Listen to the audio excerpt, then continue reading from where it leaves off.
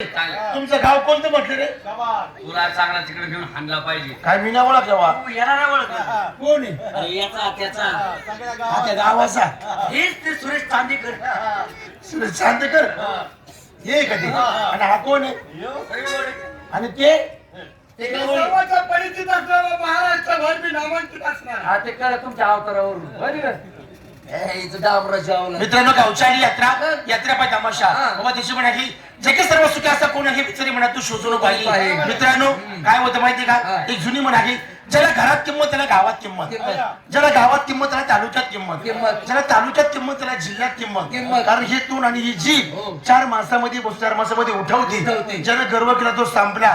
गावची यात्रा आता माझं घरामाळ्यामध्ये तुम्ही आहे गावामध्ये तुम्हाला मळ्यात काय झालं माहितच नाही. आता आम्ही गाव बाहेर गावी असं आम्हाला काय माहिती काय झालं काहीच माहित नाही.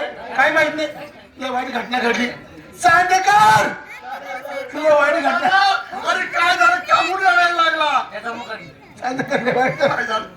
म्हातारा गेलं म्हातारा म्हातारा गेलं. अरे अरे अरे त्याला 250 रुपये दिले धोतर घ्यायला आणि कटिंग दाढीचे पैसे राहिले. लाज वाटते का त्याचा बाप वारलाय म्हणून सांगतो तू पैसे त्याला मारतोय. दुःखा डोंगर कोसळले. अरे काय माझा बाप येड्या बाप होता राव. ए. गावात वजन आहा. तालुक्यात वजन जिल्ह्यात वजन याचा बाप जर आंघोळ करून जर असा गावात जर फेर फटका मारायला निघाला निघाले हो. बाय माणसं दारवाच्या खिडक्या लावायचे. याच्या बापाला सवय होती कोणाचा तांब्या उचल कोणाची वाटी उचल.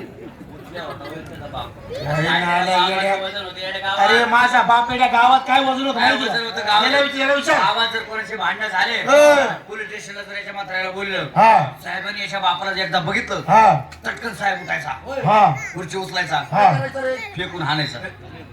बसायला बसते म्हणून. अरे माझा बाप काय माझा बाप येड्या माझा बाप तुमच्या घरी जर कधी आला ना तुमच्या आया कधीच नाही म्हटलं नाही कशाला दादा चहा पाणी करून ना म्हणायच्या.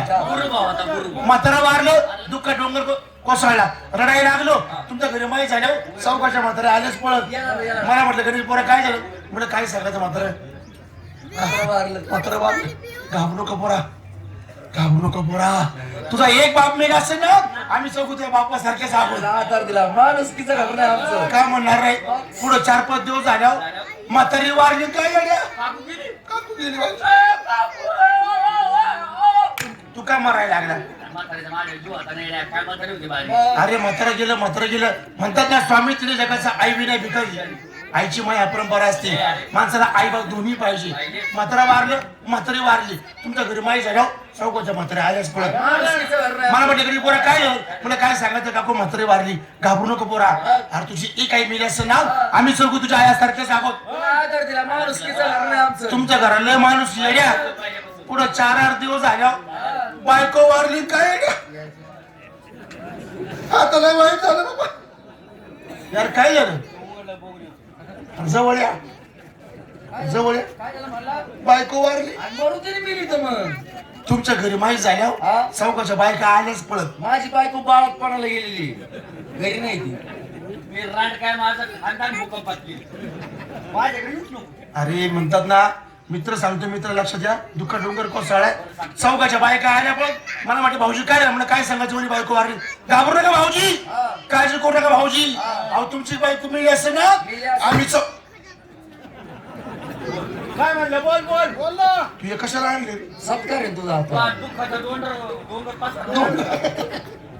घाबरू नका भाऊजी तुमची बायको मिळली असते ना आम्ही बोल तू माझा मोसम तोडू नको बरं. तू आवर लवकर. घाबरू नका भाऊजी तुमची बायको मिळली असेल ना माझी बायको गेली बाबा. अरे बस ना माहिती तुझी बाय आमच्या बायका काय म्हणल्या ते सांग. पटकन बोल त्याचं एक काम तब्येत बरी त्याला वजन क्लिअर होत नाही. पटकन बोल. म्हातारा गेली बायको गेली चौकाच्या बायका आल्या पळत मला म्हटली काय झालं बोल. अरे तू माझा मोसम घाल नको ना. घाबरू नका भाऊजी. ए आता तुम्ही बारीक आहे का बारीक शिवाय का तुमच्या बायका काय म्हटल्या त्या. घाबरू नका भाऊजी तुमची बायको मिळली असेल ना आम्ही चौघी मिळून तुम्हाला दुसरी बायको करून देऊ.